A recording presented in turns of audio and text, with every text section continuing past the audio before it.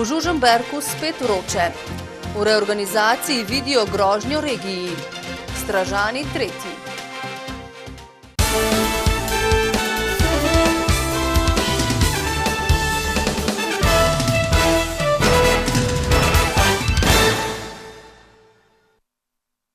Dober večer. Včerajšnja seja sveta občine Žužemberk, na kateri je bilo vroče zaradi komunalnega prispevka, se je končala s prekinitvijo prav pri tej točki. Pobudo za znižanje komunalnega prispevka v občini je podpisalo 73 občank in občanov, civilni iniciativi pa se je pridružila tudi opozicijska svetniška skupina. Sejna dvorana je bila skoraj premajhna za vse občane, ki se zavzemajo za znižanje komunalnega prispevka. 4000 evrov za komunala pa še prispev. Svinjarija. Zaradi nizkih dohodkov in pokojnin občanov predstavlja plačilo komunalnega prispevka veliko finančno breme, poudarjajo v civilni iniciativi. Glede, da je bil 5 let nazaj po 500 evrov in manj, moramo mi zdaj plačevati po 2000 evrov in več, ne? Kar je 3-krat višji znesek. Zato pričakujejo znižanje komunalnega prispevka za najmanj 50% in njegovo plačilo na najmanj 24 obrokov. Župan odgovarja, da imajo v primerjavi z drugimi občinami ugoden komunalni prispevek, ki ga lahko odplačajo tudi obročno. S tem komunalnim prispevkom, vsaj do sedaj zbranih podatkih, bo občina pobrala približno 17% glede na vložena sredstva, tako občine, države in pa Evropske unije. Po sprejetju občinskega prostorskega načrta bodo morali občinski svetniki skladno z zakonom sprejeti nov odlok o odmeri komunalnega prispevka, ki pa bo odločal le o zadevah za naprej, je na seji izpostavil pripravljalec veljavnega odloka. Vsi vi, ki ste odločbe že dobili, so izdane po veljavnem odloku, če se niste pritožili, kar se deli niti niso, če ni bilo neke kršitve, ne vem, prava ali pa podobnega, kar pravilno. Če tudi ni bilo, so te odločbe veljavne. Te odločbe lahko spremenita le upravno ali ustavno sodišče. Vlada skozi načrtovano reorganizacijo javnih služb zmanjšuje število današnjih statističnih regij iz 14 na 8. Po tem načrtu Posavje izgubi regijski status. Občinski svet Krško zahteva takojšnjo ustavitev postopkov za formiranje novih upravnih okrajev. Točko o novi regijski razdelitvi Slovenije pod krinko reorganizacije javne uprave so na dnevni red uvrstili na pobudo svetnika Rajmonda Webra. Posavje je status regije dobilo leta 1980 v veliki meri zaradi nuklearke in varnostnih ukrepov v zvezi z jedrskim objektom. Danes pa kot da to ni več pomembno. Država ne sme ravnati mimo volje ljudi brez vsakršnih resnih analiz o lokalni samoupravi, pravi Weber. Če bodo male občine imele možnost, da bodo na referendumu potrjevale svoj obstoj, potem mislim, da bomo tudi mi mogli na referendumu potrditi obstoj regije Posavje. Načrtovanih 8 upravnih okrajev pomeni, da bi Posavje pripojili k novomeški regiji. Lani je bilo aktualno ukinjanje geodetskih pisarn z manj kot 5 zaposlenimi, Posavje pa bi izgubilo območno službo. Za zdaj zadeve mirujejo. Seveda pa upamo geodeti iz Jezele, ki že približuje davek na nepremičnine in obisk vseh lastnikov, ki bodo popravljali svoje zadeve, da nas ne bojo še dodatno obremenjevali z regionalizacijo. Ob že napovedani ukinitvi davčnega urada Brežice naj bi zdaj Posavje ostalo tudi brez območne enote Zavoda za gozdove. Gozdnatost našega območja je med največjimi v Sloveniji, se pravi, da tudi preko polovice vse površine so gozdovi in za te gozdove je treba skrbeti. Skrb, pa še enkrat poudarjam, ne pomeni samo po domače rečeno tisto, kar boste najbolj razumeli, štempljanje drevja za posek, pa izdajanje odločb in v zadnjem času tudi prevoznic. Izdajanje prevoznic je gozdarjem povzročilo za 300 000 evrov stroškov, ki jih mora zavod pokriti iz lastnih sredstev, je povedal Rajner. Država mora za spremembo lokalne samouprave in javnih služb narediti dobro analizo stanja in jo finančno ovrednotiti. Ne pa, da z reorganizacijo namesto prihranka nastanejo dodatni stroški. Metliški občinski svetniki pa so na sinočni 3 ure trajajoči seji sprejeli program oskrbe s pitno vodo v občini, pa tudi program odvajanja in čiščenja odpadnih komunalnih voda, v katerem so opredelili, kako bodo v njihovi občini v prihodnjih letih gradili komunalno infrastrukturo. Gre za ogromno naložbo, usklajeno z državnim odlokom, pravi župan. Program se vrti tam okoli 12 milijonov evrov v naslednjih letih in brez sofinanciranja države ne gre. Težava bo pa zagotavlja tudi lastne deleže. Vsi kraji, ki niso v teh že prej omenjenih aglomeracijah, so si pa potem prebivalci dolžni sami poskrbeti za majhno čistilno napravo ali pa nepretočno greznico. Da bi jim pri tem pomagali, bodo vsaki stanovanjski stavbi v vaseh, kjer ne bo zgrajen komunalni sistem, dodelili 1000 evrov finančne pomoči iz občinskega proračuna, so sklenili svetniki, ki so kljub več pripombam v prvi obravnavi sprejeli tudi predlog proračuna za naslednje leto, težak dobrih 14 milijonov 840 tisoč evrov. Mi bomo do drugega branja poskušali upoštevati čim več teh pripomb, ki so danes prišle in narediti potem nek vzdržen proračun za naslednje leto. Z večino glasov so svetniki podprli tudi pobudo o ustanovitvi Univerze Novo mesto, čeprav so se mnogi spraševali, ali v tem času v Sloveniji potrebujemo novo univerzo. Dali smo soglasje k začetku postopka, vendar smo zraven rekli, da tudi pričakujemo konkretne stvari strani gospodarstva, da gospodarstvo pove, kaj potrebuje, kaj hoče tukaj imeti in potem, da skupaj to tudi naredimo. Svetniki pa niso dali soglasja k imenovanju Mira Vukoviča, dosedanjega direktorja zdravstvenega doma Metlika, za direktorja v novem mandatu. Zato bo moral svet zavoda postopek izbora direktorja ponoviti. Ljudje imajo pogosto vprašanje o gradnji, prenovi ali opremljanju svojih domov, vendar ne vedo, na koga bi se obrnili. Društvo arhitektov Dolenjske in Bele krajine je pripravilo drugo arhitekturno svetovalnico, kjer so odgovorili na ta vprašanja. Prvo arhitekturno svetovalnico so izvedli spomladi, gre pa za projekt v sklopu oživitve novomeškega mestnega jedra. Kjer smo želeli z enimi nasveti preskočiti na pomoč krajanom, ki so dostikrat pri prostorskih problemih v dvomih.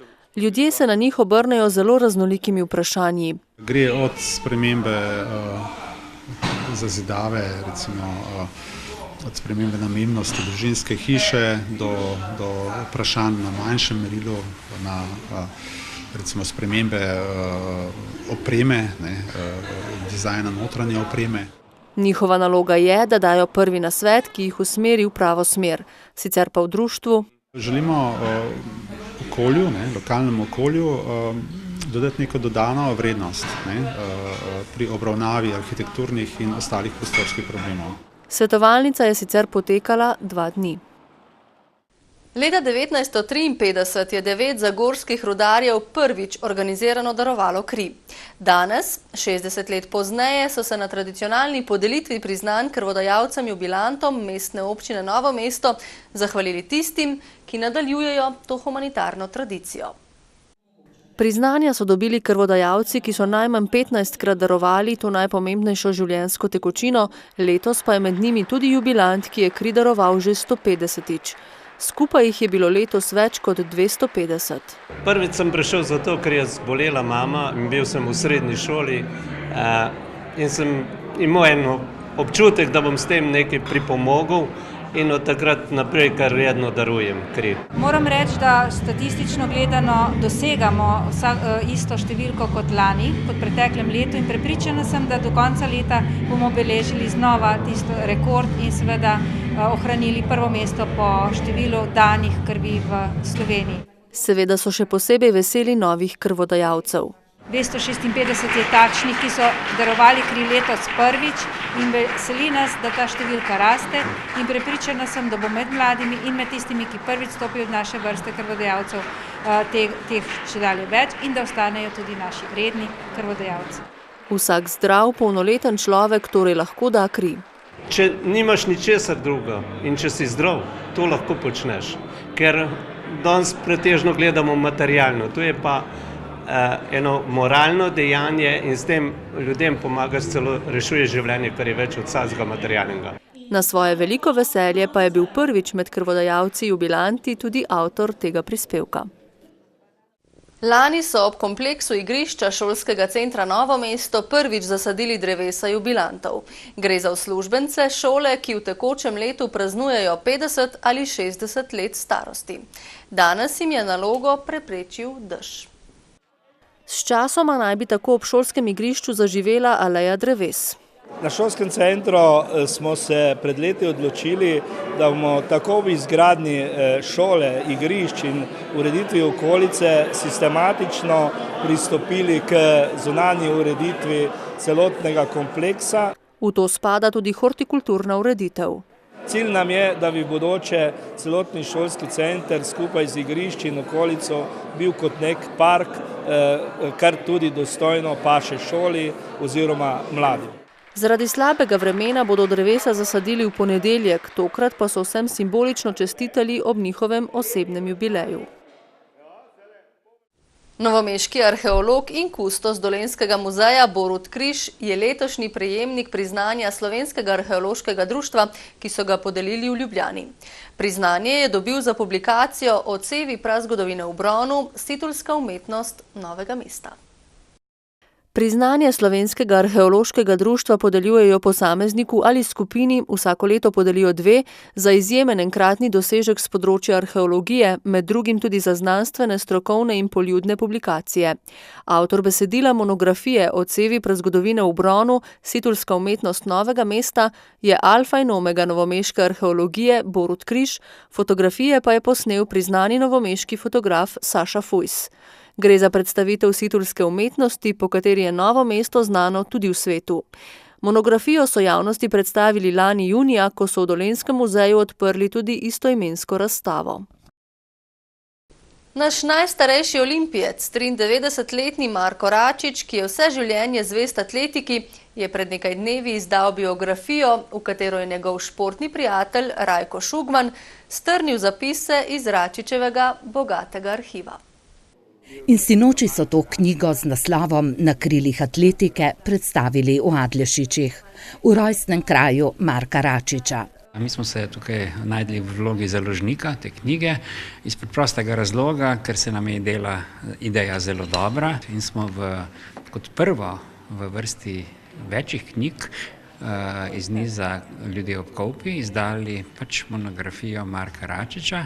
Njegov oče, Bošo Račič, ki je bil učitelj v Adlešičih, je namreč pustil neizbrisne sledi v tem kraju, zato po njem nosi ime tudi Adlešiško kulturno-umetniško društvo.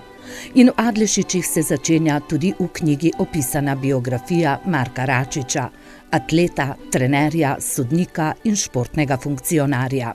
Vsak športnik je najbolj zadovoljen pa srečen, če je nastopil na olimpijskih igrah. Meni se je to posrečilo že leta 1948, ko se tekel takrat še za Jugoslavijo, 400 metrov in 4x400 metrov. Po 64 letih pa se je Račič lani na povabilo Olimpijskega komiteja Slovenije vrnil v London. Vesel, ker je na olimpijskih igrah ponovno videl srebrno medaljo v metu kladiva, ker ravno 48. leta je Jugoslavija prvič dobila srebrno medaljo točno v kladivu. Sicer pa so bile lanske olimpijske igre zelo drugačne kot tiste pred 64 leti, pravi Račič, ki je v svoji knjigi osvetlil mnoge znane, pa tudi manj znane drobce iz svojega športnega in zasebnega življenja. Člani rafting kluba Gimpex Straža nadaljujejo z uspešnim nastopanjem na največjih tekmovanjih. Drugi dan svetovnega prvenstva na Novi Zelandiji so namreč osvojili bron v disciplini dvobojevanje, potem ko so bili v šprintu 8. Tekmovanje v dvobojevanju je izredno zahtevna disciplina, saj so morale najboljše posadke kar 4-krat na zelo zahtevno progo v dolžini približno 3 minut, ob tem pa še premagati nasprotno ekipo. V polfinalu so Stražani morali priznati premoč ekipi Čila, v boju za bronasto odličje pa so prepričljivo premagali Ruse. Na prvenstvu sta na sporedu še slalom in najtežja disciplina spust. Plesalke in plesalci plesnega studia Novo mesto pa so na svetovnem prvenstvu na Danskem osvojili 1. drugo in 3 tretja mesta. Na njihove uspehe so ponosni tudi v novomeški občini. Letošnji uspehi, za katere jim je čestital tudi novomeški župan Alojzij Muhič, so najštevilčnejši, kar potrjujejo 4 uvrstitve na stopničke. Tako članska mala formacija, velika formacija pod mentorstvom Marka Stamenkoviča, kot Miha in Maša pri mladinskih parih in seveda hip-hop mame pri članih 2 super rezultati pod mojim mentorstvom. Zadnji uspehi so torej vnovičen dokaz, da imajo v plesnem studiu nadarjene plesalce, a zatem se skrivajo številne ure treningov. Ob vseh uspehih se čestitkam pridružujemo tudi mi. Preživite lep večer.